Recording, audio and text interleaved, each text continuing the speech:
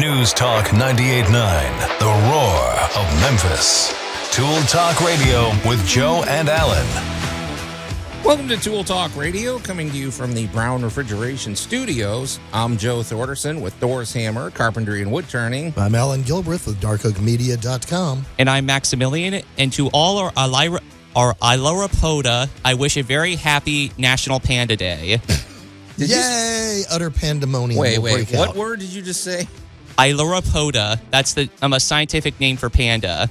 Okay. All right. Let's see. I'm just thinking. Ilarapoda means I don't think I saw a black and white bear. This may be the first animal that Allan doesn't know what that tastes like.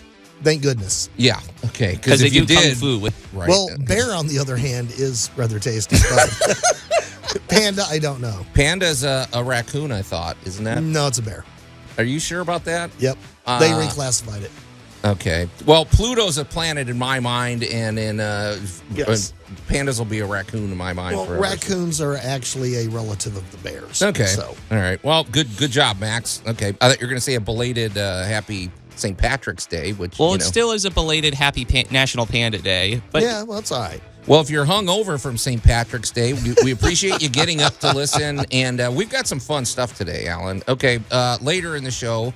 All things willing. Hopefully he's not hungover or anything. I doubt he is. Our good buddy Larry Brown from Brown Refrigeration is coming in with Bill. I just call him Big Bill because Bill's pretty big, but he's a really good dude, and we're gonna talk to them. And in honor of that, Allan, in our great moments in building history, we are going to talk about the Milam Building, which I misspelled. I kept typing in Milan and getting the wrong information. No. I guarantee you about 95% of our audience just said, I've never heard of the Milam Building. And everyone in Texas went, oh, yeah, it's in San Antonio. San Antonio. What's noteworthy about this, it's a nice enough building. It's interesting because it's made of concrete. It's not a steel building. It's a 21-story building. That is correct. There is no steel girders in that building.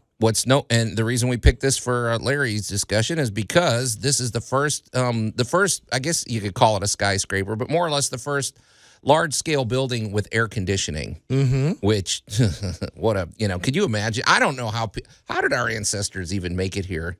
I mean, I got news for you. HVAC is the secret to modern civilization. Yeah. It cannot be of AC is just, I believe Max said it earlier, it is indeed truly the unsung hero of existence. It is. I mean, we take it for granted these days, but it wasn't all that long ago, Horrifyingly not that long ago that your grandparents didn't have this. Right. Allan and I would talk about how history is very stinky. It probably is, and hot and uncomfortable and full of bugs and who knows. So that's worthy of a celebration, and it steers. It's interesting when you do the research. It steers into other discussions. So, Allan, your week in review. It says getting rid of floor registers and the front porch light of death. Yep. I don't want to know any more, but that sounds intriguing, sir. So, okay. And just shortly, and also we're going to mix things up, Max, so stand by. We're reorganizing because of our guest coming in today. Our must-have item of the week is actually brought to us by one of our listeners, Robbie. And I strongly encourage you to go to the Tool Talk Radio Facebook page. As a matter of fact, Allan, I'm off my game here. I didn't give out our number yet. So, So let me do this in reverse order. Go to Tool Talk Radio on Facebook and check out the action over there, including our must-have item of the week, which I've already posted, and there's a deep backstory to it, and we'll get to that in just a minute. But also, if you want to call or text us, you can get in touch with us at the Big M Roofing and Remodeling Hotline at 901-683-0989. So, Allan, let's do this. I have one thing to share with you. It's a personal, I don't know if you call it an observation, but, this job that I've been on in Midtown has just been, I've gotten so much material out of this. And it has been a gift that keeps giving. I have to say, I think this might be one of my favorite customers of all time. She just keeps she adds projects on that are so interesting, I can't say no.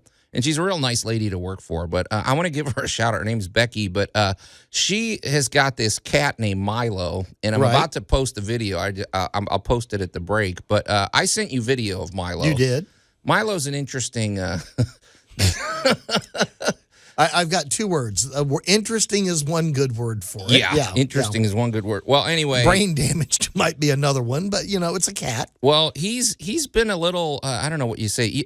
I'm sure there's people out there that have this situation. When it comes to the litter box, he's a contrarian. Let's put it that way. Yes. That's all I want to say because I know people are eating breakfast right now. Yes, so he's a cat. He's a cat. We got it. So she works, so this has been a constant battle of how do I keep the house fresh and everything, right, and manage Milo. Well, she went full bore and she got herself I almost have to call this a robotic litter box. Have you seen these babies? I know exactly what you're talking about. It's pretty interesting. So what happened was she way back when she was doing some renovations, she thought that she might want to create like a mother-in-law wing. Right. Okay. So she had this closet that was about double size, and she said, well, you could put a laundry room in here. So she had it outfitted for it's a closet probably twice the size of a normal just little pantry type closet. So anyway, she said, well, I'm going to put plumbing in there. So if we ever turn this into a whatever. So awesome. it's fully ready to go. So these new cat litter boxes, apparently, Allan, I'll post a picture, like I said, at the break, but the cat steps in. It looks like something out of the Jetsons.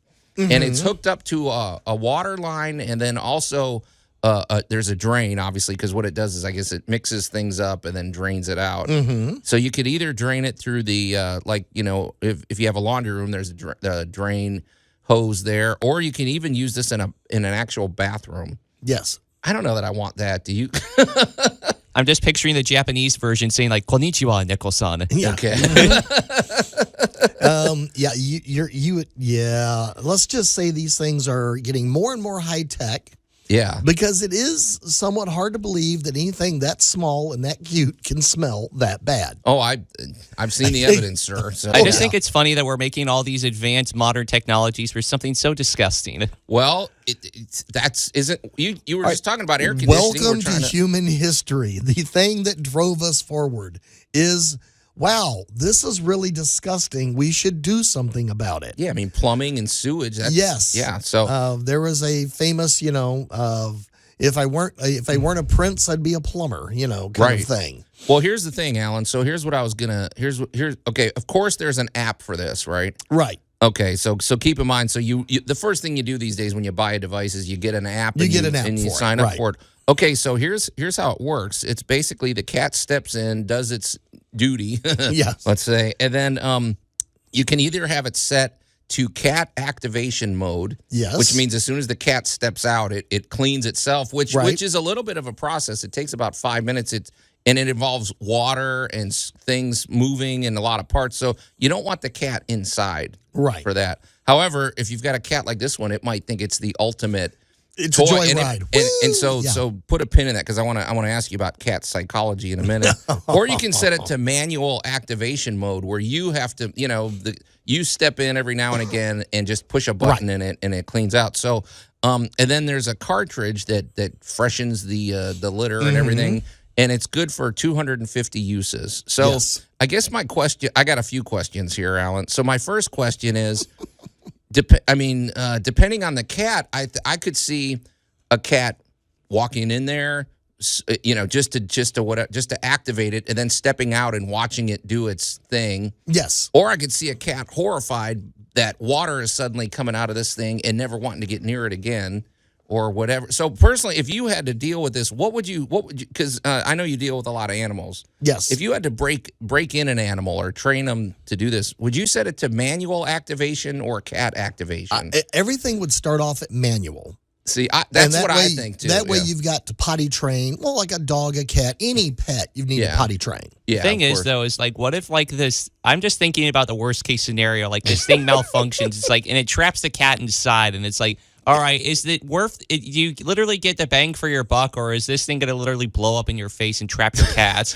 No, it cannot actually trap the cat. Oh, it can't trap the cat. Cannot do that. So we're not going to have a Schrodinger's box situation. We are not going to have did it poop or not poop scenario in the box. You haven't seen this, Milo, Allan. Well, I'm going to post a video of. Yes, I have. And now, whether Milo wants to leave the box or not is a different question. Right. But with anything like this, all of these new modern devices for your pets, And I'm going to go down on record right now as saying I am a huge proponent of adapting your home to who and what lives there. Realistic adaptation. Exactly. My favorite phrase, admit your lifestyle. If you've got a cat, there are changes you need to make. Right. If you got a puppy, there are changes you need to make. And if you don't make them, you're going to suffer for it. Exactly. Having a pet can be a wonderful experience, or it can make you wonder why you ever let anything into your house ever again. See, it's funny you say that because I have a term similar to that, Alan, and it's the same mindset. Was and it's teenagers? It's called don't invite drama into your life. Exactly. That's why we're so big into like feng shui or to whatever. It's like why have something that's a daily irritation if you can fix it, or why have something because it just. I don't know. It's that death by 1,000, A death by 1,000 small cuts. So in this case, you've got a cat, and cats are cute and adorable, but cats have certain behaviors. Right. You can very easily potty train a cat, and cats are actually pretty tidy kind of out in the wild on their own because they bury and cover up their business. Well, that's what I like about cat. They usually clean themselves. You don't have to give them baths every other. They don't want to deal with you that much, right? And so it's pretty easy to potty train them to use whatever device you want, however you set the kitty box thing up. And once they're grown and they're used to it, and they're totally, this is where I go to the potty. Yeah. Then you can turn it on to the cat activated mode. Yeah. One thing I will say about this, if you're interested in this, I don't know the name, the model, and I figured you can do the research. There are listeners hundreds can do the of research. these things out now. But one nice thing is on the app, Becky gets alerts every time the cat, it says, okay, at 3:40 in the morning, just the cat what I wanted to know. Yeah. Well, it's good to track this stuff, and it's funny, man. I don't know, that we have a digital footprint. Everywhere we go, let's face it, we carry a cell phone. And now our cats are going to have digital cell phone or digital footprints. I had one last thing. Do you think a dog could be trained to use one of these? Oh, yeah. Okay. Because, depending on the size or something, that would be an achievement. We have pee pads and stuff for the dogs. We paper train the puppy, that kind of thing. You could very easily adapt this technology. As a matter of fact, I've seen a few of those devices. Yeah, they're cool, and they're only gonna get better. And so, there may come a day where, your pet will be more and more hands free of the things we don't want to deal with. Well, I guess what I'm wondering, Alan, is are we going to get to a point? We're always talking about the future of home improvement, the future of home design. Are we going to get to a point where your pets have their own bathroom? Yes. And they don't even have to go, I absolutely. I think that's coming. She's got one. This laundry room is now a cat. It's like the ultimate cat spa, Some of the best homes with pets that I've seen are people that really get into what they've got. Yeah. And you've talked about you've got a job coming up soon that's a catio. Oh, yeah. Now, I've built a number of things for people's pets in the past. And the doggy door with the doggy entertainment center and the little doggy igloo in the backyard. Oh, yeah. Big thing. Let the dog come and go and do what it wants. Now you got to have a good fence. Sure. You got to take care of a few details. But now you're off the hook for that. Let the dog in. Let the dog out. Let the dog in. Let the dog out. You don't have to worry about that. One of the suggestions we had that actually got a friend of mine through a hurricane. Oh. She has several cats, and I suggested, you've got a bedroom you don't use that opens to the patio. Secure the patio, go through and lock it down. Right. And open the window between this back bedroom and the patio, and just let the cats go out to the patio. And while she had technically a catio. So it is a full-fledged, and as a technicality, she had to evacuate for a couple of days. And when she came back, thank goodness her house was still good and intact. Right. And so were all the critters and the patio, and everything was good. Yeah.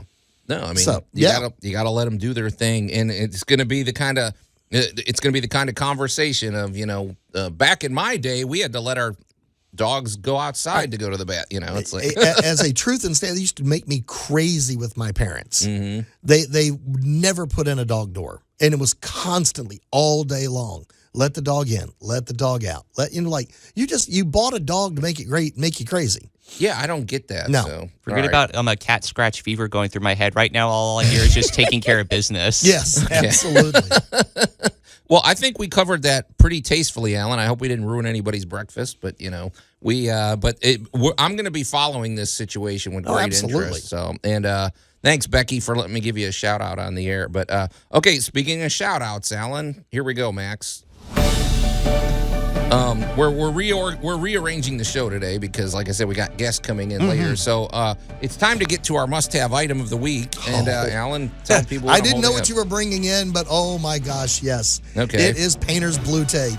Okay, and this is one of these things where you and I, Okay, so let's give credit where credit's due. This was not going to be my choice of must-have item of the week. However, I got a text from one of our loyal listeners, Robbie, who he sent me a picture, and he said, first he sent a text. It says, I have a suggestion for the must-have item of the week. How about blue painter's tape? And Robbie, I have to confess, in my head, I was kind of like, that doesn't sound very interesting. I mean, that is such a wonderful substance. It's tape, and I mean, we all use it, and it's whatever. And sometimes I'm more partial to the actual masking tape and everything. Then he sent me a picture of what he made with this tape, and I said, okay, well, Robbie, you just went to the front of the line here. So if you go to our Facebook page, you're going to see, and I don't really know how to describe it other than it's a very cool, it's for his son's room, who we're going to get to in a moment, but it's like, what would you call this? It's like a cityscape, and he's got Spider-Man flying around in there. Yes.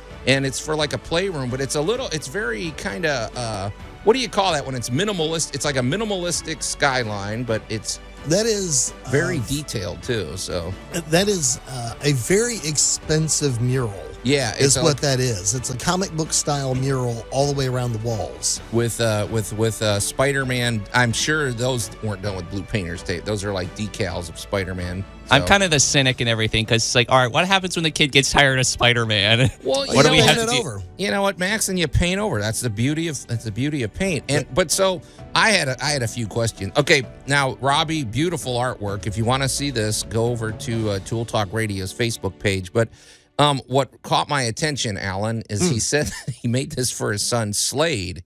I'm like, okay.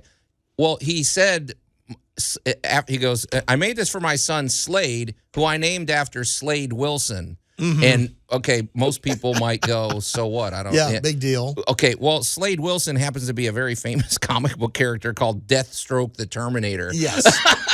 Yeah. Who I posted the comic book cover of the first issue from the 80s. I used to collect Deathstroke comic books and stuff. That might be truth in advertising with a 2-year-old. And I'm like, okay, Rob, first of all, how did he get his wife to let him name his kid after? He didn't explain it. Because Slade is a cool name. It's a cool name. But this character is not a very noble character. No, I mean, he's basically a mercenary. You've had children. You understand 2-year-olds. But beautiful artwork, Robbie, and I have to admit, I don't know how you did this with blue painter's tape, because my thing is always blue tape is good for certain applications, but I find that the paint can bleed through. Like, I'm looking at this. There's all these lines, and it's basically a white wall with black, with the black lines on it, and I don't know, Alan. I mean, that seems tricky to me. But then again, if you use masking tape, it would be too strong and it would probably pull off the it would snatch your stuff. But I have to freely confess, blue painter's tape to me almost never gets used in association with paint. I use it as that temporary everything. That's what I use it for. Because it doesn't have that much sticking power, which is sometimes what you need. It has just enough. Right. So I need to hold this in position for just a few minutes. It's getting wrapped in blue painter's tape because I can get it off cleanly. Right. Yeah. Half of the boxes of screws floating around my shop have got a wrap of blue painter's tape around it. Just to keep the box from getting rustled around and the screws start falling out. Right. Just little stuff like that. But The biggest thing, now, I'll tell you the wildest thing I ever saw with that was a similar art project where they were using the tape to create the edges and the effects. And you got what you got. Wait. So were they intentionally wanting bleed through? Yes, they were Okay. intentionally Now, if you want that, doing. that's cool. Yeah, they were intentionally using the tape in different ways to create different effects. Right. And I've got to tell you, you can get really carried away with this and have a blast. Yeah. No, it's. I mean, it is cool, and it's just you gotta take it for what it is. Now I'm told that frog tape I would is say the for magic. those super hard edges, you want those amazing razor cut edges. Yeah. Frog tape. And Robbie, of course, he's into he's a hardwood floor man, and he even does these two color applications. Oh, yeah. And he put like in exclamation points, "Don't use this on hardwood floors because it's not gonna." And I mean, I think most people know that, but yeah, if you're putting like an oil stain or something, it's not gonna block anything. No. It's hard enough to make a crisp line with stains anyway. I don't even know how. You can't. I don't really know how to do that. Well, you can wax, but don't. It's more painful than it's worth. Yeah, but good suggestion, and we strongly recommend go over to Tool Talk Radio and see the artwork that he made. And if you don't know who Deathstroke the Terminator is, I've got a great poster. I've got a great banner right there. But pretty cool. We appreciate that listener interaction, and if you've made anything cool like that, we send it in, and we will get you on the air. It's pretty cool, man. So, well, Allan, we got quite a bit to get to. So I suppose, let's see, what do we got next on the list? How about we get to Allan's week in review? This sounds treacherous. Oh yeah. Getting rid of floor registers and the front porch light of death. Oh yeah. Coming at you next here on Tool Talk Radio. Tool Talk Radio with Joe and Allan. I'm here to clean the carpets. Most of the world is carpeted, and one day we will do the cleaning. News Talk 98.9, the roar of Memphis. I mean, the guy's ambitious. I'll give him that, and I like his business acumen. There you go. Anyway, welcome. Classic. That's a good one, Max. That's a deep cut, and if you either know or you don't know on that one, that's a good one. It was still funny either way. Yep. Anyway, welcome back to Tool Talk Radio, coming to you from the Brown Refrigeration Studios. I'm Joe Thorderson with Thor's Hammer, Carpentry and Wood Turning, here with my buddy Allan Gilbreth from Dark Oak Media and the ever-industrious Max behind the glass. You can call or text us at the Big M Roofing and Remodeling Hotline at 901-683-0989. And we also invite you to go to Tool Talk Radio's Facebook page. And Allan, I forgot, I didn't keep my promise. I said I was going to post a picture of the robotic cat toilet we were talking about earlier. I'll get to it, folks. I'll do that at the next break. Oh, there you go. And also, I have a funny video of Milo the cat, who this thing was designed for. And so I'll get that up next time. But in the meantime, go over to Tool Talk Radio. You can see our must-have item of the week, which was a roll of blue painter's tape. And people are like, big deal. But it's the story that went with it. Oh, so it's some good stuff. check it out. So what do you got, Max? You said somebody weighed in. Oh, I guess you could say weigh in. But anyways, in the realm of stinky history, our good old buddy, Agent 732, said before 1876, the ice rings in England were boards covered in pig lard. The glacier was the first artificially frozen ring. Wait a minute. Hold on. I'm sort of trying to connect pig lard and what? And were placed on boards covered in pig lard. That's what ice rinks were. Mm-hmm. That's what you went skating on? Yes. Okay, then when you fell, you get covered in pig lard. Well, yeah. That's pretty lame, Max. It was kind of an incentive to stay on your skates. Wow. So, and Allan, you're well versed in history. Did you know this story? Oh yeah. You want to know why New York called those buildings brownstones? Well, we know that. Well, let's move along. Trust us, folks. It's people are eating pig lard. Yes. Okay, so basically it's just a bunch of fat. And I mean, okay, I know a little something about ice skating because I grew up ice skating on good old Lake Allen in Glen Ellen, Illinois. Right. But the thing is, okay, there even with ice skating, you get those days where it's a little warmer and it gets a little slushy. Your skates just sort of skid to us. I mean, Yep. it's not a good situation. I could see this being very bad. You're tooling along on the pig lard, and all of a sudden you hit a knot or Yep. you hit something in the wood, and you go flying, and you're cut. That sounds awful. Does the lard congeal? Like Yes, that- it gets hard as concrete. Yeah, what Yes, happens? It's frozen. either if it's sunny, it gets Well, you don't go skating then. You wait for the evening and you go skating at night. okay. Agent 732, you never let us down. Like Max as well. He said he or she is like the Wilson of this show. Human history is disgusting. It's hilarious. Well, we take a lot of this stuff for granted. We walk around and a lot of Yes. things are very clean. We don't have Yeah. that stuff on the sidewalk. We don't have things. Well, it wasn't all that long ago that A You had to- threshold used to hold the thresh on the floor, right. because, well, everybody lived in the house with you. Yeah. The dogs, the cats, the pigs, the squirrels, the rabbits, and you kept the straw on the floor from getting away by having a threshold. I'm still I'm still reeling from this pig lard revelation. Because like I said, Alan, I grew up ice skating. That was our activity. I mean, every Yes. day in the winter, you'd be out ice skating. And I'm still trying to manage how you would do that on wood planks and pig lard. I feel bad for the women in those big Victorian dresses getting their dresses all covered in pig lard. Well, that's how come they had those giant dresses. They fell over. They didn't fall very far. They just kind of boom and stayed there. Okay. All right. Agent 732, big salute to you. Thank you for that. More information than we probably needed. So, all right, Alan, you know who I guarantee will never bring pig lard onto a job site? And that's our good buddy, Jay. You might bring turkey jerky. I'm not going to take that bet. And Jay, if you're listening, I can't speak for you, but I feel fairly certain it's a pretty good guess. But anyway, and I don't know why you would need that on a job site. But anyway, here's the thing: if you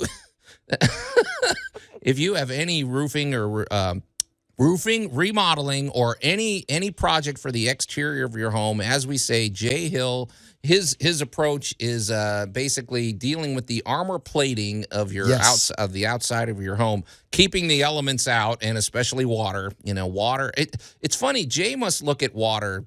When it rains and we look and it's raining and stuff. He sees money. He sees that, but I just think of the dynamic. Like, he's probably watching the way the water flows down, Yes. the way things puddle, the way things drain, and everything. Because that's what he deals with. He deals with roofing, expert roofing, and gutters, siding, windows. He deals with basically the exterior protection of your home. But in particular, his claim to fame is roofing, and we've benefited from Jay's expertise. And I just love our roof at our house, Alan. Every time it rains, yes. I'm so grateful for it. And we had roofing problems for years, and Jay came along, and of course they deal with the GAF products. That's all they deal with, because GAF is at the cutting edge and offers roofing systems, which is what it's all about.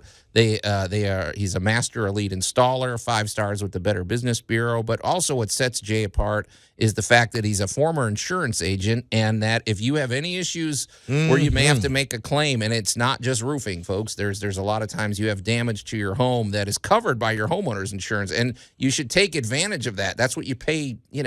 Think of how much Indeed. you've paid in homeowners insurance over the years, and that's what it's for. So if you have to make a claim, it's a process, and you really have to understand the process. So Jay is sort of an expert in that, and his consultation is free. So it really behooves you to have Jay come out and discuss it, and it's a really exciting feeling when you think you have this massive problem, and you're thinking it's how expensive it's going to be, and all of a sudden it's going to be manageable because it's covered by your homeowner's insurance. Yes, However, indeed. there are times where you need to, where you may need to finance something. Well, Jay has a relationship with 30 different lenders, and so if you need to finance, they've got great financing options. You can apply, and it takes, I think, less than 2 minutes to apply, and then you're gonna look at the list of creditors that you'll be approved for, and then you just start going through the terms and seeing which one offers the best terms and the ones that work for you. So it's great working with Jay. We're really proud to have him on Tool Talk Radio. And so he always encourages you to get in touch with him directly. You can call him at 901-484-5600. 5645 or go to bigmroofingandremodeling.com. All right, Alan, I shudder to hear what's going to happen next, but let's do it, man. So, Oh, the humanity. did you deal with any pig lard this week? Or pig lard removal? I wish. No.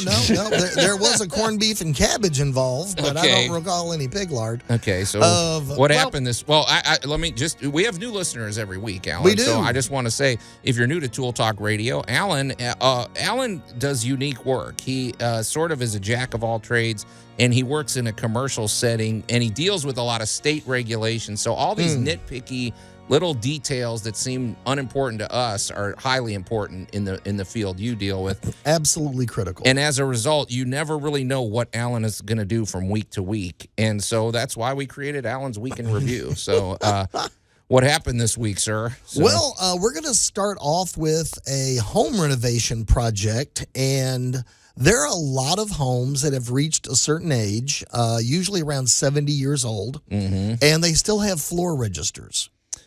yeah, you know what? There's people that are younger that may not even know what a floor register And is. I was about to describe this. Okay, yeah. Picture, if you will, a device that was from the Spanish Inquisition placed in the floor for you to step on where hot air comes up. Yeah, I think that's how they just, roasted St. Lawrence, too, Oh, with my the floor gosh. register. So, anyway. What just I wish we had that in one of our homes. Yeah, just one of the most horrible ideas ever.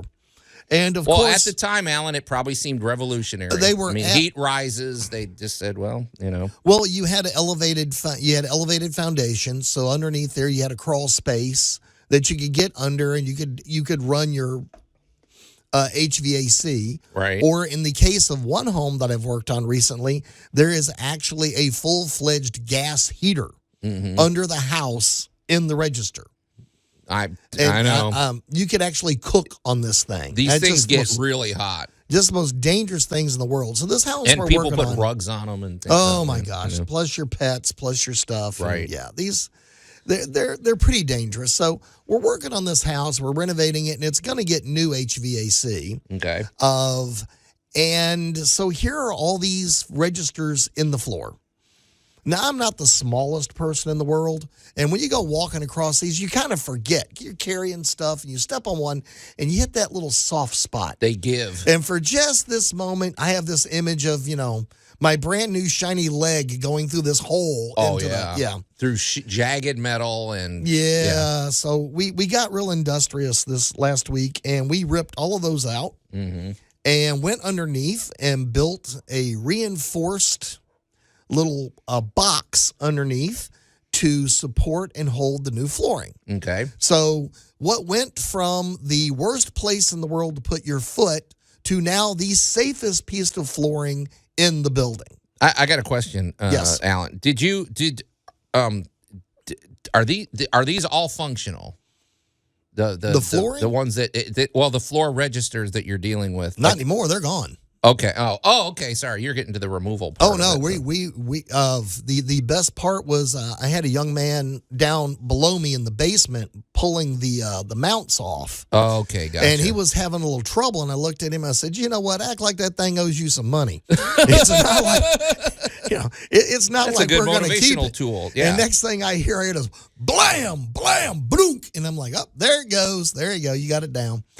Allan, can I say something as just an addendum to this? Is that the right word? Addendum, That's a good. Max? Okay. Because when you're dealing with floor registers, you're also dealing, more than likely, you're dealing with some sort of work in a crawl space. Yes. I've my entire life I've hated crawl spaces. I Yes. get claustrophobia, and plus it's not only that. Even the times where I've actually gone in and worked in a crawl space, there's two types. I've seen crawl spaces that are pretty nice. They're about 6 feet tall. You can crouch. You can at Right. least fit in there. I've seen others that it's something out of a horror movie. You're slithering around under there like a reptile. and you're trying to get you're trying to get leverage. You're working with Right. a wrench. You're doing something, and it's miserable. You're breathing in dirt and everything. Who's the sadist that invented crawl spaces? Because if you're going to do a crawl space, I feel like it should be done properly. like it's like not quite a basement. It's not quite. Maybe I it was don't the Spanish Inquisition again. know. It is. Crawl space. I associate crawl spaces with horrible experiences. So I don't know. It's just, A lot depends on where you are, who built it, and when it was built. mm-hmm. It's like the in between of a basement. It's like just be a basement or nothing at all. Right. Yeah, either a slab or a basement or something like that. So or elevate if you're gonna put a crawl space, elevate at least give me like 4 feet. Give me something. Well, I don't need a in a lot of 2-foot areas, crawl space. So, well, in a lot of areas prone to flooding, crawl spaces are great, and I do agree they need to at least be 36 inches up to give you some relief. The problem is the farther north you go, the worse the crawl space gets. Right. Because now everything underneath can freeze. Well, that's true. Mostly there's basements that I remember. Right. living Well, up the in. basement has got that wall around it, so you're encased. Right. So then you can get to the bottom of the floor and all that. Yeah. Now, correct me if I'm wrong, Alan, but I noticed like in like Japanese homes and everything, classical Japanese homes, it's not quite a crawl space, but it's the house itself is on an elevated base. Would you still Yes. call the area below a crawl space? Yes. Okay. Yeah, that's That is still a crawl space or a breezeway in certain homes because they were actually designed to channel air. right. Oh, that's So interesting. you get into, again, Well, depending see, that's upon the the thing. area. It's supposed to breathe. Yes. And they don't always breathe. Sometimes people cover up the vent, Sometimes and then they they're get real absolutely musty. horrible. Right. And in the case of at least one friend that I can think of, yes, you're getting a shout out, Deb. Yeah. Her house was trapping water That's the underneath thing. it, Right. and was basically trying to mold cook the house. Right. And it took a lot of effort to correct that. And if you have a musty smell and you're searching everywhere, and maybe you keep a really clean house, well, it might not be your fault. It might just be down underneath. The crawl worst thing that I ever saw with a crawl space was a house I worked on in Texas that kept getting massively invaded by crickets. Oh, wow. Yeah. And what we eventually found was that there was a leaky pipe behind the shower. And what it was doing was getting a little bit of water down there, and the crickets were seasonally laying their eggs and hatching. And so about every 3 months, this house got a baby cricket invasion. And I mean, this went on for years. I mean, pest control after pest control, and it really came down to a little tiny leaky pipe. Yeah. Which brings me to the second story of my week, and that would be the hanging chandelier of death over at a house that we were working on. And, all right, I am sure that 30 years ago when somebody thought of this, it was a great idea. Wait, I'm sorry. Hey, Alan, so what happened with the floor register? No drama? You just got them out? Oh, we got them out. We got them cleaned and done. And the biggest thing is that when we took those out, we went underneath and put a cross member between the floor joists. Because there would have been a weak spot. There, instead of a weak spot, what we did was we actually built the strongest point in the house, because we put a 2x4 right up against the bottom of that subfloor, screwed that baby into both sides, and now the new flooring, the new subflooring, is honestly bolted to 2x4. Sure. So this is not going to be a soft spot later. This is absolutely not going to be an issue going forward. Okay, good. All right, so that was a plus. So this was no injuries, no. This was 30 years of a 30 years of stupid that will not happen. Okay, good. So this wasn't a lick it and stick it kind of patch job, and then you put some carpet over it and you hope nobody falls through it. Okay, gotcha. All right. Unlike number 2, and this was a front porch, and obviously the front porch light was an afterthought. Because whoever built the house, and this was built about 30 years ago when there were a number of builders in the area flinging houses up as fast as they could get them. Right. Yeah. And again, building standards were a little looser back then. So it's been a nice fixture. It's been up there for a very long time, but it's time to go. Right. It's time for a new one. So we get up there to go take this down, and we discover that there's not a cross member and there's not a box. What there is this really ingenious folded over piece of metal. Yeah. that was kind of like a reverse clamp. Yeah. So you squeezed it in, you put it in the hole, you let it go, and it sprung out and held against the sides of the plywood. And then you mounted your light fixture up in that. Well, it's now 30 years later, and this thing, let's face it, wasn't exactly galvanized steel. Gravity, Rust, wear and tear, age. rust, everything. The only thing holding this chandelier up, this light out there in this patio, was attitude. This poor thing. Of course, they're showing it to me. The homeowner's showing it to me, and I'm kind of like, what's in the hole? Well, this was everything that was in the hole. And you're like, oh, no. So I get up there on the ladder, and I literally reach up in there, and there is nothing. Yeah. There is absolutely nothing. So I got a... You wonder what really was holding the thing in, man. I swear, one more good windstorm, and this baby was coming down. It would have been dangling by the wires. Right. So this is just one of those, the homeowner got tired of the light fixture 1 week before the light fixture got tired of the house. Wow. Because this thing, there was literally just one more flake of rust away, and this thing was coming out of the hole.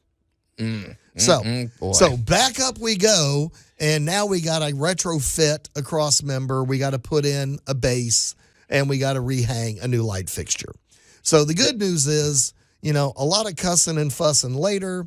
The homeowner has a brand new dawn till dusk, self-regulated, brand new fancy schmancy LED light fixture. Mm-hmm. But the scary part was looking at this thing going, really the only thing that would have been holding this thing up there was the wires.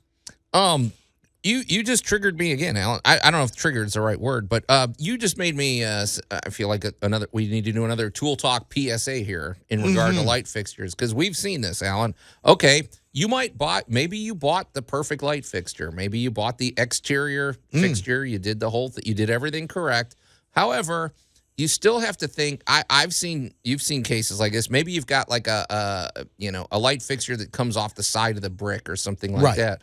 Well, man, you really got to think about every little, not just bit of water that can get in there, but every creature that's going to set up a net. Yes. Why do what are those mud things that always... the mud tubes? The mud tube. Oh, yeah. What creature is that? That is actually a wasp that makes those. Oh, they're insidious. And it's like, I feel like, boy, if you don't totally secure every little bit of the inside, or I've seen times where people they'll just put a light up there that's maybe it's at the top of a patio or something, and it's not technically exposed to the rain, but it's still exposed to humidity. Right. Maybe it's an interior light, and it's like, why is that thing covered with rust? Why is that thing covered with whatever? So it's not just putting the right light, but it's also protecting the inside and the wiring and everything, because we've seen that, and that creates just as many problems. And these things are not like going to magically keep the water out of your house. So, no, and you just triggered me. Good. with the next one up. Okay. Is the number of people that want to put a ceiling fan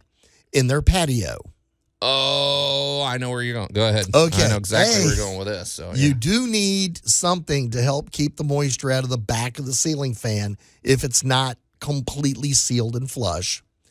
2, you've got to buy exterior fan blades. Boom. Exactly. Because if you don't, over the next year or two, they begin to sag.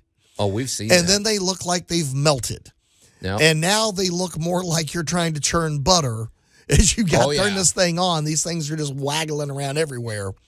So it is really important not to put interior equipment on the outside of your building, especially if you live, now we're talking in the United States, from Nashville south. Mm-hmm.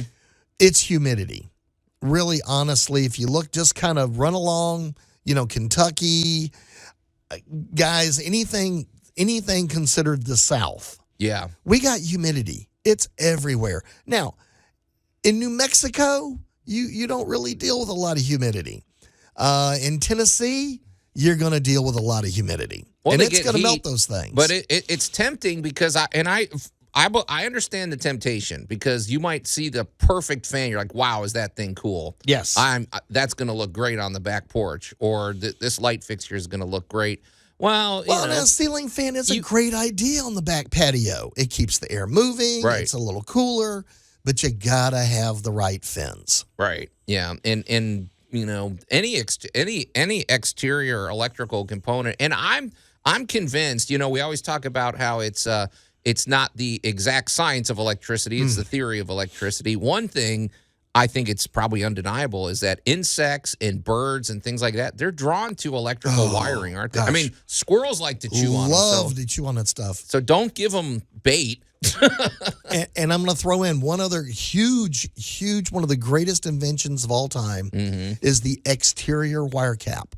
Oh, wait, I didn't know there was exterior ones. There's I thought they're all the same. exterior wire caps that even come gel-filled for moisture-enriched environments. Well, I just learned something. I didn't know that. Oh, That's my gosh. cool, man. When I discovered those, it was a whole new world because they are so much better. Now, they cost 8 times as much, but they are so much better because they're actually designed for these areas where you can get high humidity. Huh, that's very interesting. It makes a lot of sense. I mean, so... Oh, they're wonderful. Yeah. Absolutely wonderful. So you did a lot of updating this week, a lot of retrofitting, and a lot of repairs. One, we solved a 30 years of stupid, and 2, we ran smack dab into one. I mean, it was a great idea 30 years ago, but it's a terrible idea now. Well, Allan, 30 years from now, nobody's going to call you stupid, I I hope not.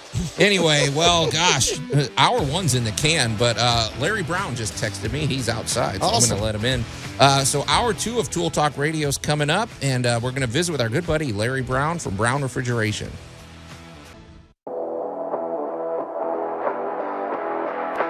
News Talk 98.9, the roar of Memphis. Tool Talk Radio with Joe and Allan. And welcome to Hour 2 of Tool Talk Radio, coming to you from the Brown Refrigeration Studios. I'm Joe Thorderson with Thor's Hammer, Carpentry and Wood Turning, here with my buddy Allan Gilbreth from DarkOakMedia.com and our pal Max over there behind the glass. And in a moment, we'll introduce some special guests.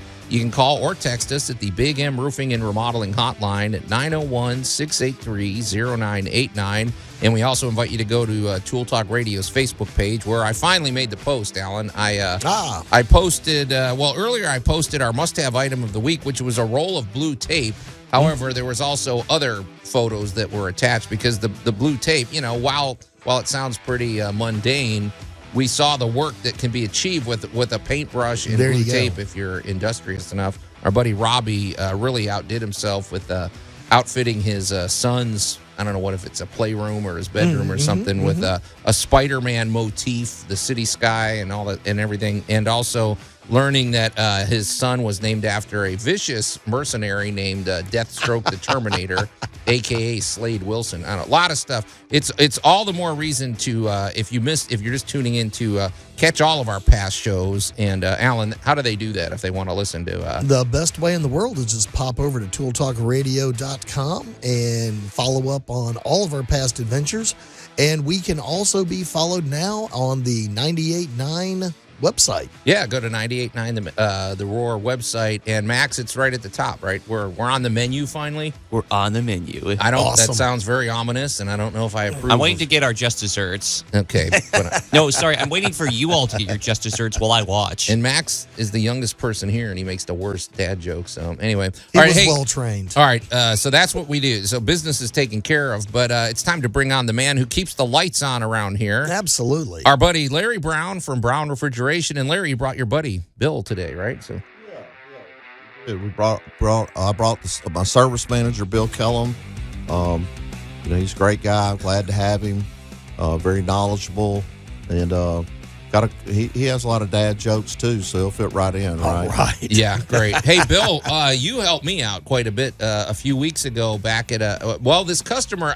Becky, she lives in a home, and I think originally this house is probably about 80 years old. She's completely renovated it, but whoever did the HVAC 12 years ago, we don't know who it was, and we don't like to throw them under the bus, but I'm just going to do it. But we have a bus waiting for them. Bill, Yes. you came and saw some interesting things, right?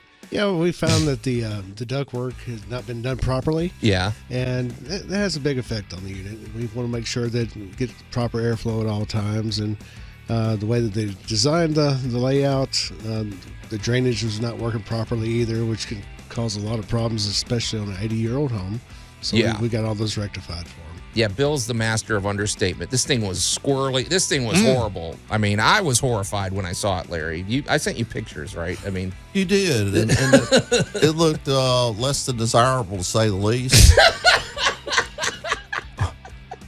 But These two love to obviously, tread softly, don't they? I'm just going to call it out and go. Occasionally, Joe and I run into some of these things where even we look at it and kind of go, "Oh, that ain't good. no. That ain't good." And then it becomes all right, who you got on speed dial? Because, we run into crazy stuff. And you get into some of these homes, and what might have been a great idea, it looked good on paper 10, 12, 20 years ago, might be a death trap today. you're exactly right. I was listening to the show.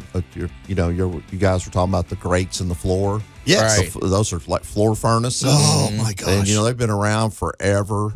Probably 75 years or something. Yeah, they started in the 20s. Yeah. Oh yeah, and they were, they kept you from freezing to death. That's really They did. about all.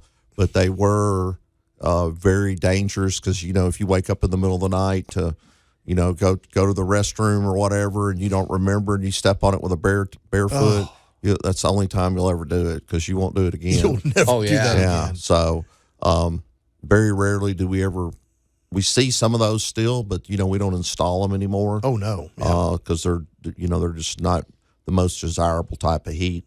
Because they are a danger to people stepping, especially like young kids. If you got kids, don't have one because they're going to get burned. Yes. And it's not good. So obviously, take those out, put something that's more modern and more energy efficient in.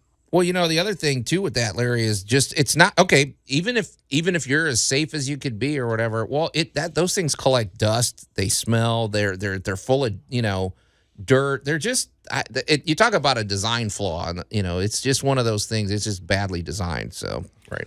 Well, I think it was probably really inexpensive back in the day for people to put that in, and when you got to think back in the 20s, 30s, 40s, 50s. If you had heat, just try to keep you from, again, freezing to death. Nobody had air conditioning. Well, right? that's true, yeah. So you had a floor furnace or maybe a wall heater and maybe a couple of them. And, you had to leave the doors open at night, your bedroom, so the heat would get in there. Mm-hmm. It's just not the most desirable way of going about doing it. No. Well, the old oil-based radiator, that was another death trap waiting to happen. Yeah, but those things are still used, aren't they? They're still in a lot of buildings. I'm looking at Bill. He's over here shaking his head going, oh, my gosh. How did those things actually work? They were designed for radiant heat more than anything else. Right. No boilers. And there's so many different types of them, but mainly they're water source where a boiler would heat the water up and run through the pipes and the radiators, and the radiant heat would just come off of those. So it's just a big radiator sitting against the wall. For those of you who live in modern homes, you have no idea what we're talking about. You'll go in an antique home, 80, 90, 100 years old, and there will be this radiator.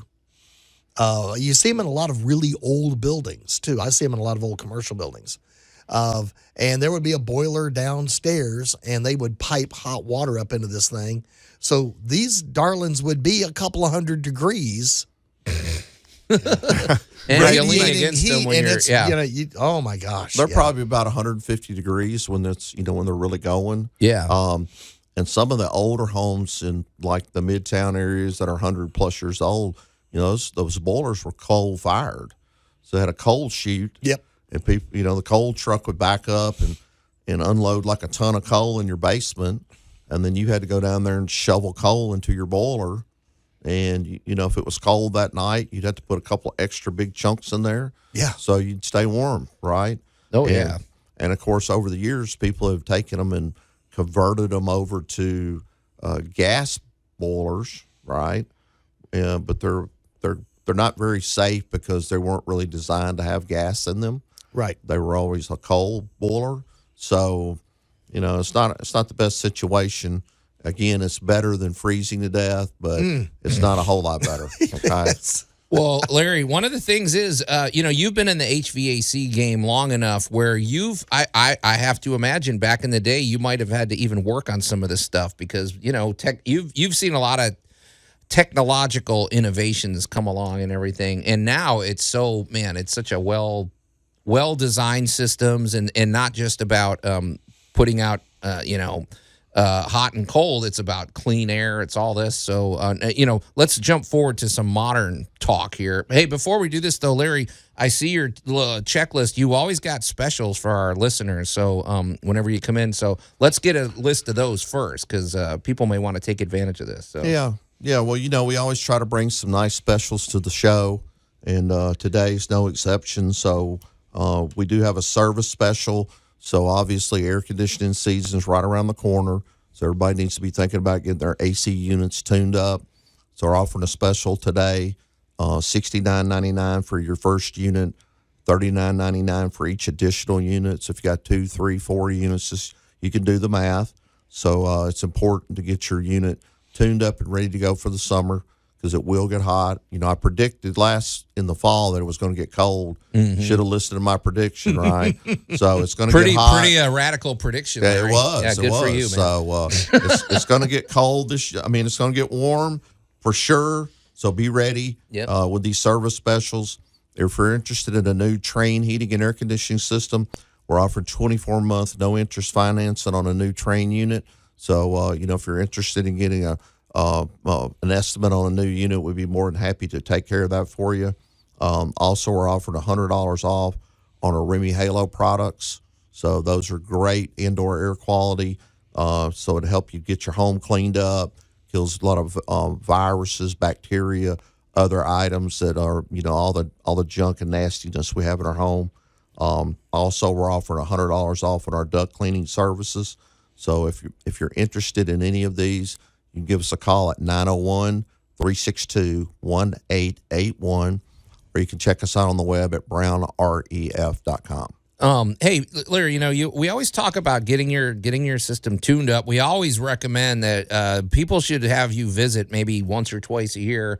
Just it's kind of like the way you would visit your car mechanic to stay on top of problems. And Bill, I'm curious, what are some things you advise people like suppose somebody has a unit and it's maybe 5 years old and they want to get the most use out of it that they can. What sort of tune-ups and what sort of advice do you give them to preserve the units as long as possible? So air conditioners, it's a misconception that air conditioners actually cool a home.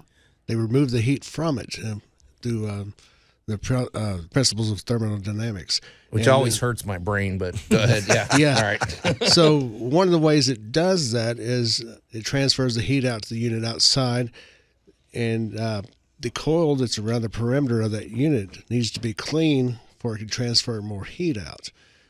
Also, if the unit's not clean, it could put extra wear and tear on parts like the fan motor, the capacitors of the world.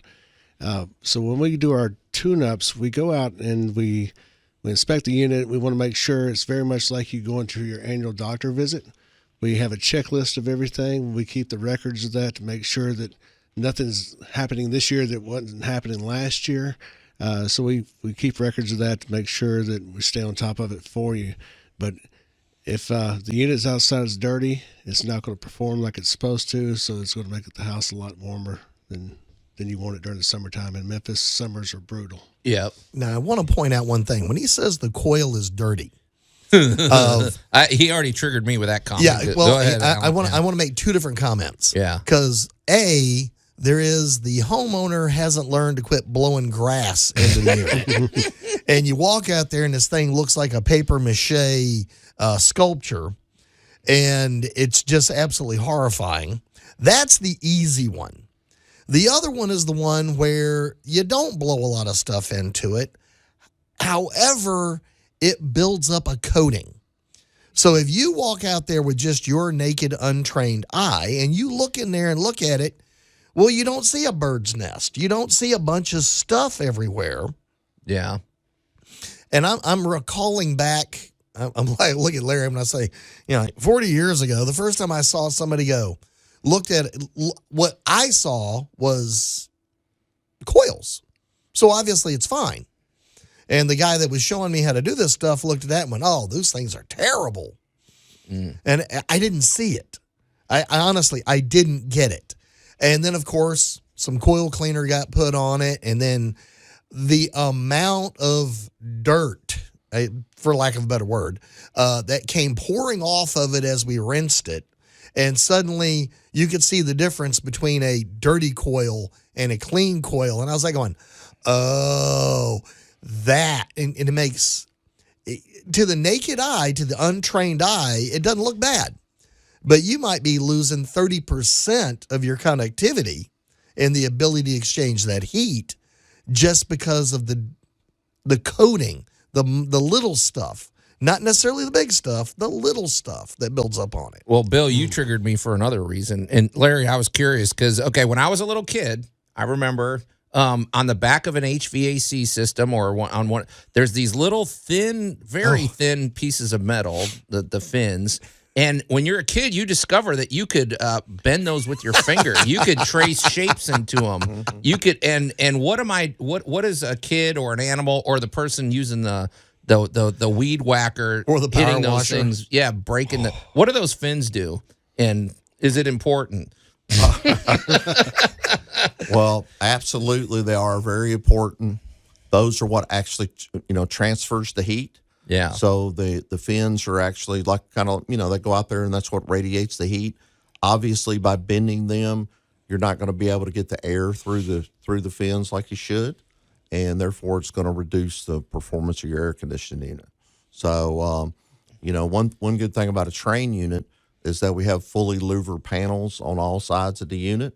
So you're not going to be able to, if your kids are out there playing with the balls in the yard, basketball, baseball, if it hits the unit, it's just going to hit a panel. It's not going to hit the coil. Right. And so also you're not going to be able to hit it with the the weed eater, the lawnmower. So it's going to protect the coil from damage. And then obviously we remove those to clean the coil. But you could do some damage. I know that when I was a kid, that probably would have got you a really bad whooping. Yeah, but your dad was in the HVAC game. Yes, sir. So, yeah. And he was in the whooping business too. So either one, he didn't mind doing. So, but yeah, you just obviously it's important to not damage the fins and to keep the unit clean, so it's going to be able to perform properly when you need it. The other thing, because you and I have been on jobs together, Larry, and one thing, I think I was building a fence, and they were going to get a new HVAC unit, and you and I had to map out where the fence was going to go because you can't just put a fence right up against, they have to breathe. Like, they have to be set apart from the house, right? And so I'd say it seems like with a HVAC unit, it either up in the attic or wherever it is, just give them their space, right? I mean, absolutely. You got to have proper clearance for working on the unit. And then obviously the unit outside's got to have proper clearance to breathe properly, right? And then also for us to get in there to service it. I mean, well, that's true. Bill, you're not a small guy, man. Yeah. Some folks will go, well, it'd be nice to put bushes up around here. Well, yeah, it would. But then when we come out to work on the unit, we have to end up trimming the bushes back or those bushes grow into the unit. So it's always good to leave about a 3-foot space around the unit for it to breathe and to provide service accessibility. Yeah, absolutely. So have you guys seen anything weird lately? Well, because Allan told me morning. Well, he told Allan. You said their website features, stories. There is occasionally something so impressive when they come out that they have to take a picture of it and stick it up there and say, like, don't do this. I actually made his website a few years ago with one of his technicians had to come out to one of my facilities and was greeted with the sight of a small, and it will be a train unit, a small train unit with a box fan taped to the top of it. Oh, yeah. And what had happened was the motor went out over the weekend, and, somebody got real creative and slapped a box fan up there and kept the air circulating. And I will say this for a train unit, it is hard to stop it because that baby actually made it through till a real technician could get there and actually put the proper fan in. Well, I don't know. What about you guys? Give us some battle stories. So You do see a lot of unusual things in the industry. I was in the attic when I was a technician years ago, and it's a very dark attic, and I heard a noise down by my right foot and said, it must be a mouse or a rat or something like that, because that's typically what you run into. Well, I looked down, and there was a 5-foot snake in this lady's attic. And then I looked to my left, and there was a 4-foot snake. And I said, it's time for Bill to get out of this attic. Well, I go downstairs and let the lady know I won't be able to work on her equipment right then. She said, let me guess, snakes. I said, yes, ma'am. She said, well, I'm infested with them. I said, well, thank you for letting me know that. And she says, it's nothing for me to sit here and watch Oprah during the day and a snake slither across my den floor. But I don't have mice or rats. I said, yeah, okay. I bet not. Wow. Yeah, we got, Wait a That's minute. What could a crazy. snake do to it? I mean, I shudder to think, Larry. What have you ever encountered that? What's that? Well, I mean, snakes in the attic. That sounds like the next, I've never We had seen snakes on a that plane, happen. so, I mean- I've seen raccoons. I've seen my baby raccoons that were really cute, and you were going, "Oh, look, they're so cute." And then Mama Raccoon kind of comes out of the corner, and it's like, "Oh, it's time to go." yeah. It's Yeah. and the demon shows up in And the then the attic. demon, yeah. So she wasn't real happy about us being up there with her babies. Yeah. No. So, but you see some unusual things. Every once in a while you do find a snake in a unit where somehow it got in there. It's weird because the panel's on there. I don't know how it gets in there, but mice get in there in the electrical compartment and short something out. So you see some weird stuff here occasionally. A lot of times it's something that the homeowner did that. So we do have a little website called the HVAC Wall of Shame. So you could go on there, and it's kind of like technicians from all over the country post, really bad, just bad stuff that somebody did, just shaming people for their work. For HVAC contractors, it's really funny to go on there and look because it's like, how did you think of that? You had to stay up late at night to think about doing that type of thing. But it's not, obviously this stuff's dangerous. You got electricity, you've got if you got a gas furnace, you got gas involved, you got the products of combustion, the fumes coming off the furnace. So it's not for the average homeowner to be taking care of this stuff. Yeah, You we're let always all professionals handle about it. we're always about DIY, except the HVAC unit. You can change your air filter, and after that, call Larry Brown. So, hey, Larry, how do people get in touch with you?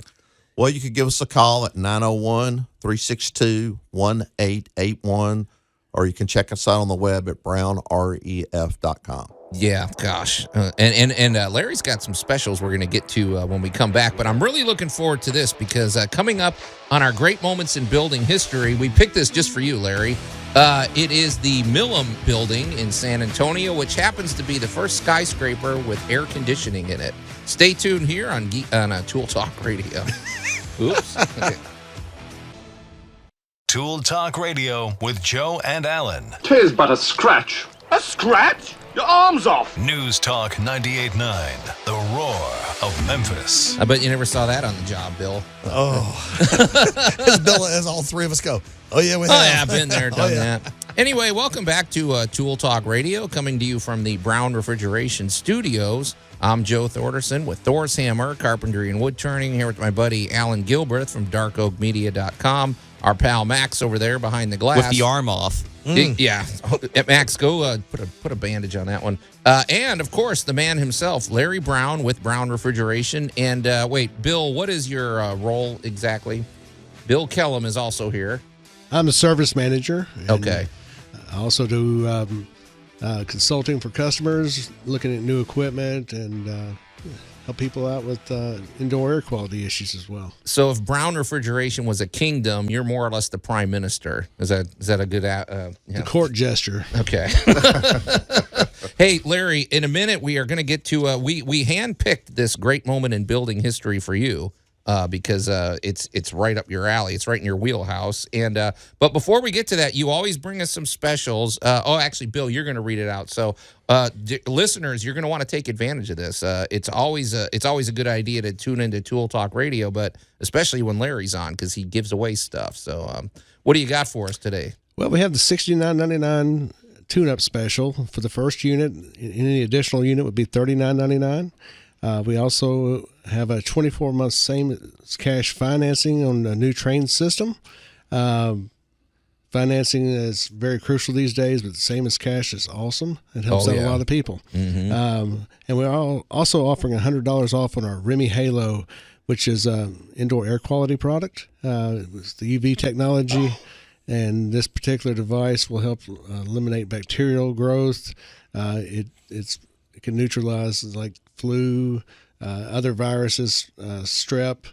It's also been tested to neutralize the coronavirus. So, so it's a quality product, and we also offer $100 off on our duct cleaning services right now.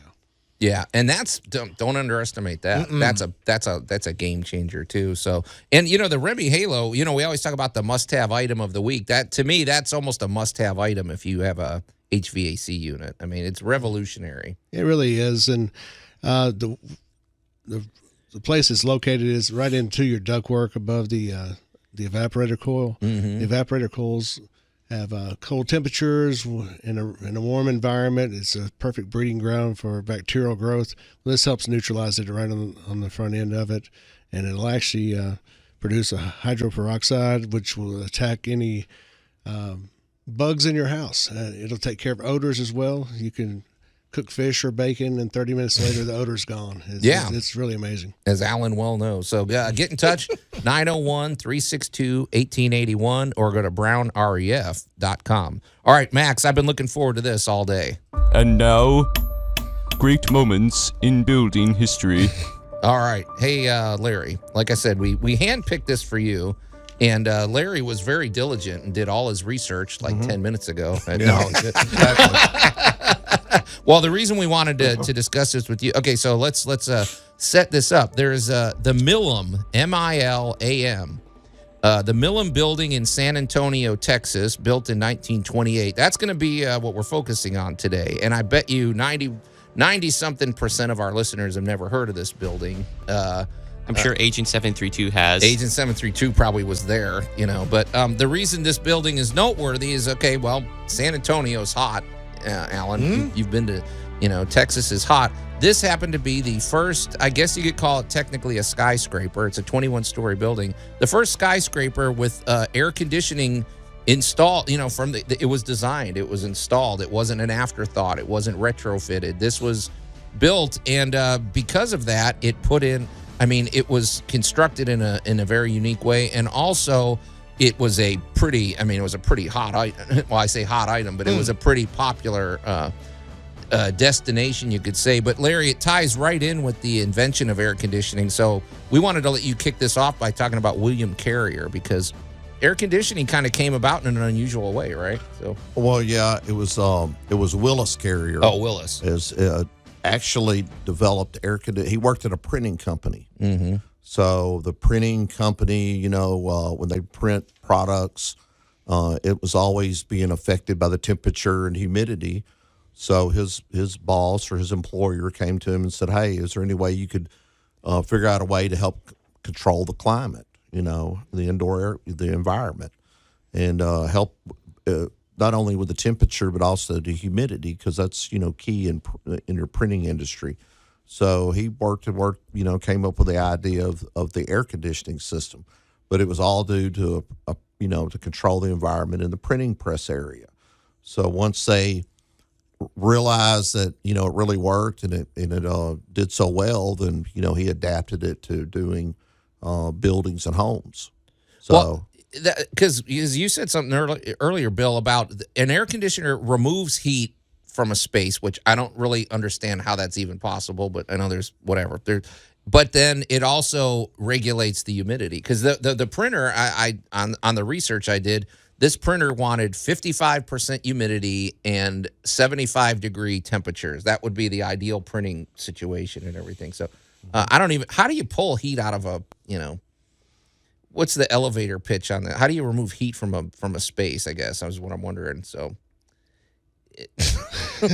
Do we have that much time? No. All right. Well, it somehow Willis Carrier came up with that, Allan. Maybe I don't know, but it's just actually, he took an idea from how to get air into a mine shaft.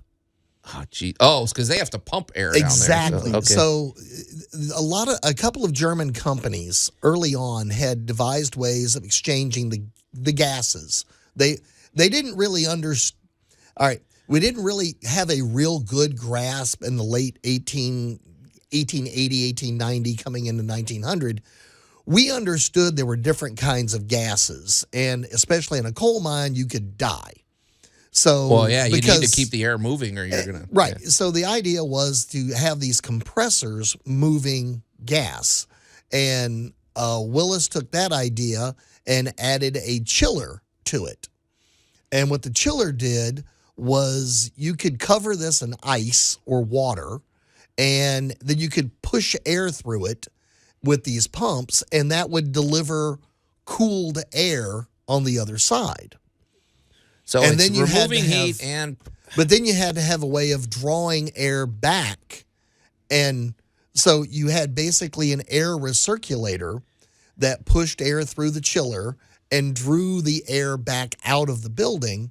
And by doing so, you actually began to, in a very, very simple way, condition the air. And that's the idea that was going into the design of this building. Well, Larry, I think you came... Okay, well, Larry, you've seen this. An air conditioner, especially in the summer, you'll just watch water pouring out of the bat, right? Because I don't know how much it's removing on an average day, but so part of it is to remove humidity from the air. So it sounds like the first thing Carrier came up with was a way to get rid of humidity. Is that right? And this was an accidental discovery, or? Well, I mean, that's part of air conditioning. Is when we condition the air, is not only to reduce the temperature but also remove humidity. Yeah. So and when the ice type method you talk about. Is that will actually cool the air, but it doesn't do a whole lot about controlling humidity. Okay, so in order for this printing company to, was one of the main things is to control humidity. That's kind of a wild card in any printing or painting or anything like that is humidity. So he was able to come up with a way that could remove humidity, and basically you drop the air below the dew point, and so when you go below the dew point. Any moisture in the air will condense, and then you have condensation that that's what you see draining off an air conditioner is the moisture that they've actually condensed out of the air.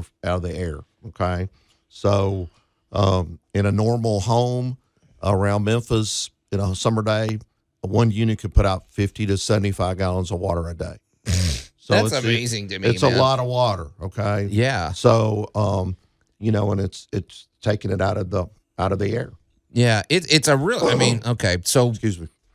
So keep all of that in mind, because, like I said, an HVAC unit is nothing to play games with. Don't do this at home, folks. So, but Allan, we mentioned that the Milam Building, and by the way, I did some research where I was typing in the Milam Building. I just had an N on the end, somewhere else, and I was having a lot of trouble getting information. But anyway, so double check your spelling. But Allan, if you're building something like this, this is new. This is a brand new structure that, for the first time, is going to have to incorporate air conditioning. And they said there were a few things they had to do differently from other construction. So, what are a couple of things that made this, a challenge for the builders? So. Let's start with the architect. That was George Willis. Okay, and he was a student of Frank Lloyd Wright.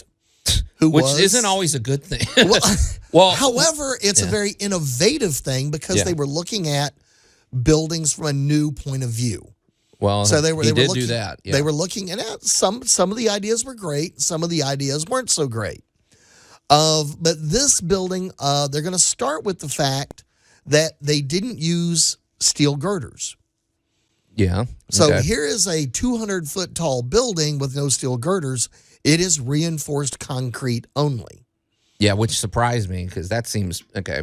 Well, No flexibility, Welcome to no- new ideas. Welcome to new construction ideas.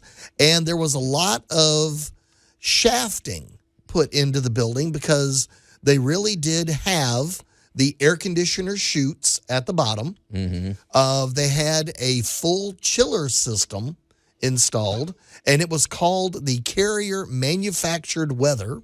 That's what I like the best.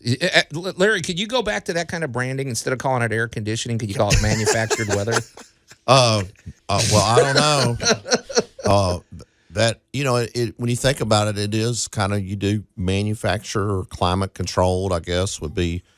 I guess it's a tricky way on terms, but yeah, he's manufacturing the climate. So I think it's cool. What did you, Max? Did you have something? I was going to ask, Allan, if this would be a example of brutalism because it's a reinforced concrete, and B, if the concrete was used as a medium in Texas because if you have air conditioning, that's going to also automatically cool the walls and everything, and so it's you use your medium with the intent in mind. Oh, like the thermal properties of concrete? Oh, that's pretty good, Well, Max. I didn't think D, of that. the answer is yes to all of the above. It is a brutalism-style building until you get to the very top. I disagree. I don't think it's brutalist, but go ahead. Well, if you look at the building, it is pretty much almost like the Empire State Building. It is a very plain, straight-up building until you get to the very, very top of it, and the ornamentation is up there. Okay. With this, they would bring in tons of ice originally. This was updated later, but when they originally opened this building, they had the ice chutes. The ice would come into the base, and it would be blown over different sets of chillers. And some of the chillers helped remove the humidity, and others helped forced air blown up through the building. So in the state of Texas, in San Antonio, which is... It's for those of you who have no idea where this is, it is south. It is in the center of Texas. And let me tell you, you can cook. It's muggy too, right? It is. Well, a lot of people don't think of Texas as wet, but New Braunfels, Texas, right there above San Antonio, right next door to it. Right. One of their biggest issues is flood and water control. This is a very wet area of Texas. So here was the big thing. And there was also a little bit of a competition going on because the House of Representatives in Washington, D.C. was also trying to be one of the first buildings that was air conditioned. So we had a little bit of a race going on. Sounds like the Empire State Building and the whatever that other. Yeah, you had a little bit, 30 Rock or whatever you had that was. some competition going on here because just a fan and ice was easy enough to cool like a theater. Yeah. So, to get people to come to the theater, you could have a 1-ton air conditioner, and that meant you had the cooling power of 1 ton of ice. That sounds like a lot of work making ice. So, I mean, yeah. Well, it was a lot of work, I mean, you hear like older generation will say the ice box. Oh, yeah. Where, this is not like the refrigerator we know today. It had a chunk of ice in it, and the ice man came by once a week or whatever, brought you like a 50-pound block of ice. Like in the Honeymooners. Yeah. Stuck that block of ice in your ice box, and that's what you kept all your stuff cool in, right? Yeah. So it's like nowadays you always tell, the kids open the door and they're looking around in there, Well, back in the day, you would kind of know where things were at, and you would open the door and reach to grab it real quick and shut the door because it would melt your ice. It's interesting, and I have to believe after this building came along, so 1928, we're in the roaring 20s, and like you said, I imagine everybody would want this afterwards because apparently, man, they sold these offices out like in no time, and people were, they had restaurants, they had all sorts of businesses in there, and they said they could charge like I don't know if there was any residents. I don't know if there was any residential stuff in there, but they said the rent there was at least 10 or 15% more. Because, I mean, suddenly it's August and you're sitting there, comfortable. With air blowing in your office. And that was amazing. And, of course, they discovered how much more productive and happy it made all the employees. So the race, I guess, was on at that point, Larry. So, I mean, yeah. But absolutely. And as a tribute to the people that actually built and installed the system, the actual original chillers that were installed in this thing. Now, the ice got replaced pretty quickly as technologies came along, but the actual chilling units themselves stayed in service in this building until October of 1989. Man, that's something, isn't That it? is 60 full years of service on the original chilling system in this building. Larry, have you ever had to work on something really old like that? Like, I guess that's what I'm wondering, because you were in the HVAC game pretty early. You said your dad taught you things. So I'm wondering what sort of things you saw as a kid, if you ever saw this. Because I know, Allan, you've been in old buildings that you've seen this. But, Larry, have you ever seen anything really ancient like that? Not so much air conditioning, but like heating equipment you'll see that's really old like that lasts a long time. So what about you, Bill? Have you seen anything? Yeah, over in Chickasaw Gardens, I worked on a furnace, and it was built in 1944. Oh, wow. And this was about 10 years ago when I was out there on that one. And it was so big that I'm 6'3", 260 pounds roughly, and I was able to crawl inside this unit and work on it. And, of course, the equipment these days usually is about 34 inches tall and 21 inches wide and that kind of thing. Mm-hmm. But they had to do what they had to in the past, and it worked for years. And in fact, I was talking to the lady about changing the equipment out. She says, it works fine. My utility bill's not high. And I'm going, really? Keep it going. Huh. That's very interesting. So, I don't know. I guess it would have been built differently, because the other thing I'm wondering is, okay, well, this is the first building with air conditioning. It's not like you go to your big box store and there weren't even window units at this point, right? Like, when did window units come along? Because that's when it really started creeping into residential, right? So yeah, probably like when maybe in the 50s. Yeah, that's what I'd say. 50s. I remember our first one. I grew up in Colonial Acres, and then it was in the late 60s when we had ours, and everybody kind of slept in that same room when we first got it, because it was something new. Before then, it was attic fans and open your windows. Mm-hmm. And Larry, you told me weren't they really heavy too when they first came out? Well, when the first window units came out, they were like 500 pounds. Gee. So, and half of it hung out the window, pounds. and half of it hung in the window. And if you were to buy one with today's money, it'd probably be $10,000. That's amazing. That's how expensive they were. So they were really only for the most wealthy of families, or that could afford to buy them. And then obviously, as they begin to make more and more, they became more and more popular, and in certain parts of the country. I mean, if you look at New York City, you'll see a lot of buildings down there that's got hundreds of window units in there. Well, because those buildings could have been really old, and now that instead of retrofitting, because I don't like the thing you were mentioning, Allan, is that this was built with it in mind. So they put the infrastructure, the ductwork. Well, if you didn't have that, doing that after the fact is not so easy. So I mean, well, we have a few buildings around Memphis that were built around this era, and one of the things that you'll still see on a lot of the residentials is a huge amount of piping run up and down the walls.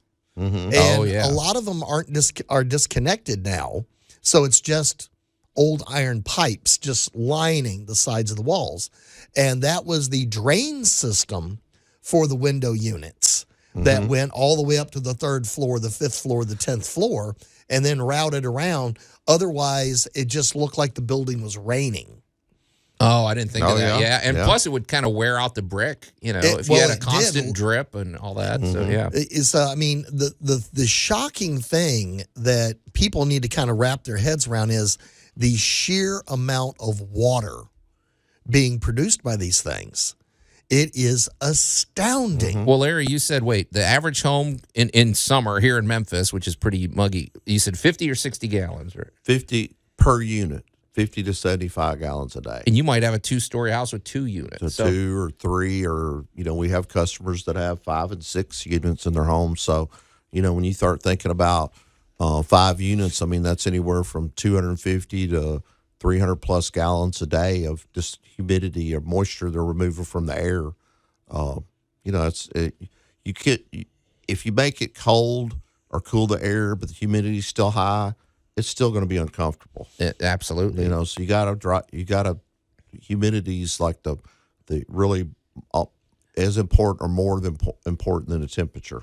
Yeah, because I mean, so I'm just sitting there trying to do the math. This building, Allan, is 21 stories, Right. 210,000 square feet. Yes. And all the I mean, I don't even know what that would be. It would be like a flood coming out of there. Well, So, plus the ice is melting. yeah. So this is one of these weird things. I got to do a building inspection years ago, and I walk in, and it is a turn of the century building, and there is a huge room at the end of a chute with this drainage canal system that would have made Venice proud, Yeah. and a huge ship propeller, and then all these vents going up, and everybody standing there with me was kind of like, was this from like the nuclear scare? Was this like this? We had just walked A bunker. Well, the bottom of the building did have a bunker in it in case an atomic bomb went off. Mm-hmm. So, I mean, these were things that got done in the building. And I stood there for a while, and then and after about 20 minutes of being down there and walking over and looking at all of these chutes going all the way up the building, it dawned on me that I was actually standing in a really basic air conditioner. Isn't that something? There were the ice chutes. Here was the water drainage, and they had taken the chillers out. So it took me a little while to kind of figure out where the chillers were. But the ice came down here, it piled up over there. You had this literally boat propeller that blew the air and forced the air up through the building. And it was absolutely amazing. But the biggest thing was water management. Yeah. Yeah, that's a big deal. So the Milam Building, great moment in building history for sure. You're gonna drive past it and look at it, and it's nothing special, but it was a pretty noteworthy building. You need to go in it. It's absolutely beautiful. But guys, hey Larry, it's almost time to get out of here real quick. Bill, could you read off those specials you've got? Because if you're listening, we want you to take advantage of this. So Sure. Our tune-up special right now is $69.99 for your first unit, $39.99 for each additional unit. We are still offering financing of 24 months, no interest on training units, $100 off our Remy Halos, and $100 off our duct cleanings. okay, awesome. Get in touch. Brown Refrigeration, 901-362-1881, or go to brownref.com.